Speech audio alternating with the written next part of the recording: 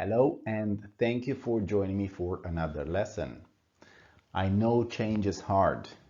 I know change can be very scary. That's why I put together this step-by-step guide on how you can approach the diet change. Now, this framework was inspired from the work of Chip and Dan Heath from their book Switch. They suggest a three-part strategy addressing the rider, the elephant, and the path. We have discussed this in the elephant and the rider lesson, but if you remember, the rider has a tendency to overthink and overanalyze things.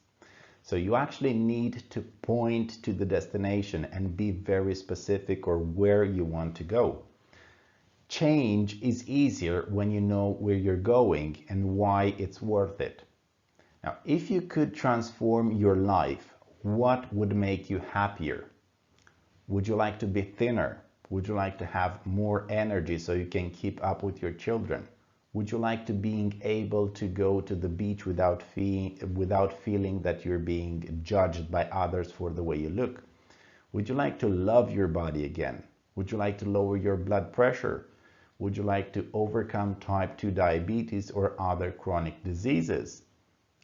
Choose your destination. Now, this is something personal to you. Next, we need to script the critical moves. Don't think big picture, think in terms of specific behaviors. In order to reach your destination, for example, if you want to be thinner or if you want to have more energy, what action do you need to take? And I want you to be very specific in terms of behaviors, and I mean dietary behaviors. Well, of course, you need to change the way you eat. How? Well, you need to eat a healthy diet. But what does a healthy diet look like? Well, we have seen that already in this course, so use that as a reference. For example, you need to start eating at least 3 portions of vegetables and 3 portions of fruit a day. You need to eat 3 portions of whole grains a day. You need to eat only healthy fats. You need to eat 1 portion of legumes a day. You need to eat lean meats. You need to swap unhealthy snacks or desserts with fruit. Swap sodas with water, and so on. These are the specific behaviors that you need to focus on. Next, we need to follow the bright spots. Investigate what is working and clone it. Concentrate on your strength and build on them. We all eat some fruits and vegetables. I mean, not enough of them, but we eat some. Pick the ones that you like already and eat more of them. For vegetables, cook them in different ways. Internet now offers loads of recipes and ways to cook foods in different ways with different spices so you don't get bored. Use the fruits you like as a snack. Slowly start to add more variety in your diet. The same goes for the rest of the food items. Pick what you like already, cook it in different ways, and enjoy the benefits. And slowly work your way up. Next, we need to motivate the elephant. The elephant is best motivated through emotions or feelings. Knowing something isn't enough to cause change. You need to feel the change. I want you to think about your destination. When you imagine yourself having reached the destination, being thin or having more energy or overcoming diabetes, whatever your destination was, how do you feel? Do you feel joy, gratitude, happiness, hope? Imagine yourself playing with your children, laughing, seeing the happiness in their eyes. Imagine how many more things and activities you can enjoy with them now. I want you to hold on to that image and work your way there. A series of small changes might not mean anything in the short term, but in the long term, they will add up to a big change. If you are consistent, you will get to your destination and you can enjoy it. You deserve it. In order to keep the elephant motivated, we also need to shrink the change. So break down the change until no longer spooks the elephant. In order to reach the destination, we need to change our dietary behaviors quite a bit, considering a typical UK diet or US diet or European diet. Now this change will overwhelm the elephant pretty quickly, and soon we would be back in our old habits and ways of eating. The elephant loves familiarity and routine. By making only small changes at the time, the elephant won't feel threatened. The critical moves as they are at the moment, they are a lot to handle. Eating 3 portions of vegetables, eating 3 portions of fruit a day, eating 3 portions of whole grains, that's a lot to take in. So break each critical move into smaller milestones and concentrate only on 1 or 2 changes at a time. Each of us have different starting points in this journey. So if you don't eat already 3 portions of vegetables a day, start with 1 portion a day. But be consistent. Make sure that you eat that portion every day. When it is easy enough to eat 1 portion a day, increase it to 2 portions and so on. If you drink 3 cans of soda a day, start swapping only 1 a day with water. If you don't eat whole grains, start with 1 portion and so on. By shrinking the change, you're also keeping the elephant motivated because you are achieving the goals that you have set. You are having small wins constantly. Now remember that the elephant only wants immediate rewards and gratification. And by achieving the goals you set, you are becoming more confident in yourself, and this will translate in a snowballing effect, where the little changes start to add up. If you consider the healthy things that you are eating already, you might realize that you are already much further ahead in this journey than you even realized. You actually have a head start. It would be a shame for a good thing to go to waste. It's easier to build when you already have the foundation set. Next, we need to grow our people or grow ourselves. Cultivate a sense of identity and instill the growth mindset. Your knowledge and your skills can be developed. Maybe at the moment your cooking skills, for example, are almost non-existent. It is fine. You can develop the skills as you cook more. You might make mistakes at the beginning, like burning the food or adding too much or too little spices, but you will get better and better at it. Each mistake is a lesson learned. Cultivate a sense of identity. You want healthy eating to be a part of who you are, so choosing the right foods doesn't seem to go against your nature, against your identity. At the moment, we are definitely eating so much rubbish food that we have started looking at it as being the norm. Having pizza several times a week is nothing special.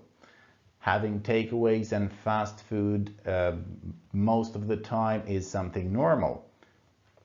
Eating ready meals and store-bought sandwiches is normal. Eating a lot of meat and dairy is normal. When it comes to food, we tend to follow the crowd. You see somebody eating a fruit or a carrot or a celery stick, you immediately assume that he or she is either on a diet, either is one of those hipsters that don't conform to the norm. But the norm really is a healthy, balanced diet that is nourishing our bodies and is energizing them and not making them fat and sick. Of course, you can indulge yourself with a pizza or a fast food occasionally, but that should not be the norm. If you take pride in some of your traits, like being an organized person, determined, a good decision maker, or that you are intelligent, or that you're a good parent, Start taking dietary decisions that are aligned with your sense of identity. If you're organized in your day-to-day life, you can easily replicate that in your diet. Start preparing the meals in advance, like cut the fruits in advance to be used as a snack. Arrange your environment so that the healthy food choices are the easiest choice. If you think you're a good parent, be an example for your children. Children learn by watching what you do, not what you say. Give your children healthy and balanced meals so they can thrive. Life is already hard as it is. Surely you don't want to contribute in making them sick, fat, and drained of energy. If you're intelligent, or you think you are intelligent, or an analytical person, use the same process of analysis with your food choices. Are they the best ones? You might be hungry, but is that Snickers bar better than an apple? Next, we need to shape the path or our environment. When the situation changes, the behavior changes. What is often seen as a people problem is a situation problem. If you go in the kitchen to drink a glass of water, but you see on the table or on the counter a bowl of cookies, you most likely grab one or two, even if you didn't thought of the cookies before going in the kitchen, nor are you particularly hungry. You eat them just because they are in front of you, they are in sight. If you work in the office and in the break room there are lots of candies and chocolates on the table, you will most likely grab some for yourself, especially if you see others doing it as well. Our environment has a big influence on our food choices. The food that we have within reach are more attractive than, say, going into another room and choosing something different. If you're watching a movie and you grab a big bag of chips, you will most likely end up eating them all. But if you put just one handful of chips into a bowl, once you finish them, you are less likely to go back in the kitchen and take some more. Also, studies have shown that the bigger the plate or the bigger the bowl, the more we eat. So eat from smaller plates or bowls. Drink soda with a small glass to reduce the consumption. Don't eat snacks from the bag directly.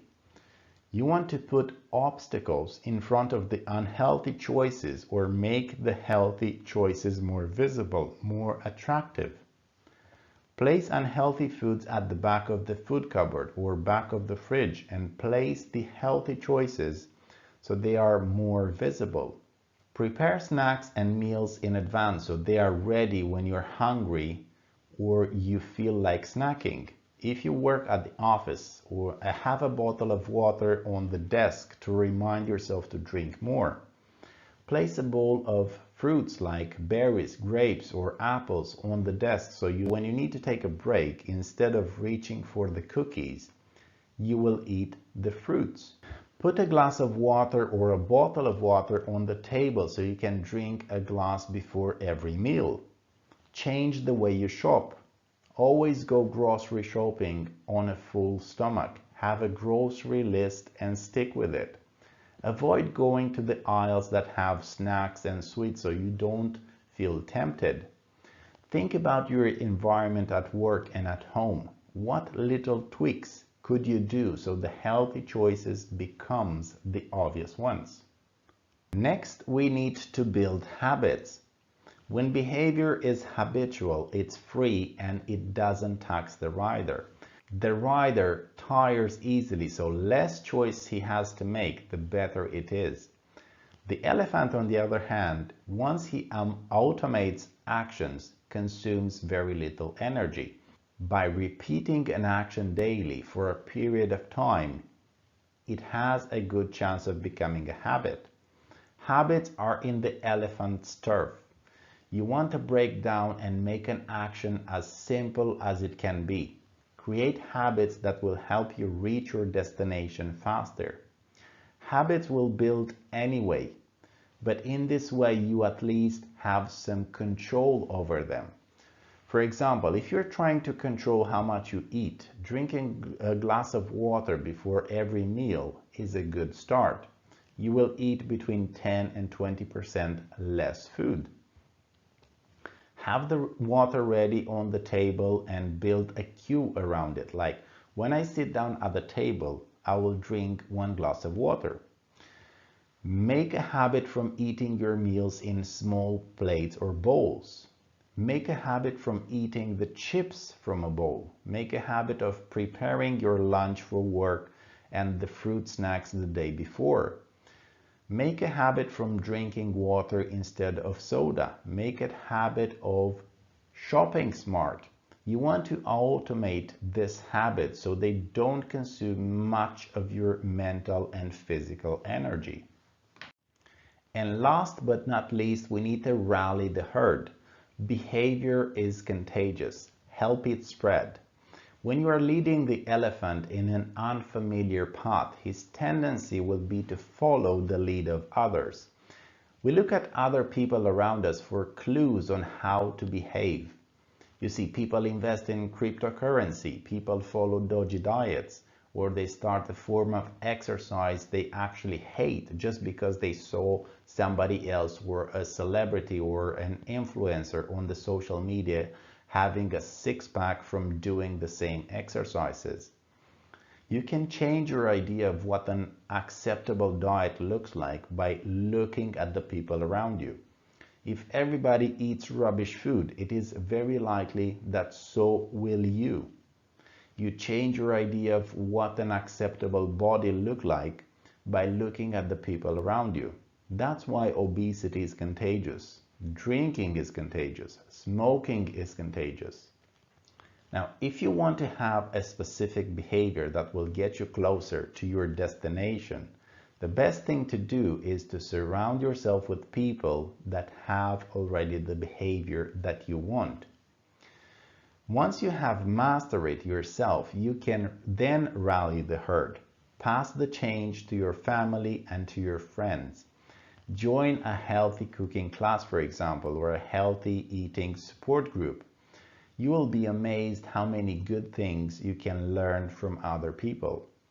Look for healthy eating habits among your friends and family members that you can copy. Once you know what you are looking for, the healthy behaviors are easy to spot. Maybe you have a friend that cooks some tasty, healthy recipes. Maybe another friend is very good at organizing the meals for the whole week. Maybe another one is good at feeding her children more fruits and vegetables. Maybe another one is very good at motivating others. Maybe another one is very good about, or very smart about, buying her groceries, and so on. Once you spot the behavior you would like to copy, ask them how they do it. Make your own tweaks to it and try to replicate it. This concludes our lesson for today. Thank you for watching. Until next time.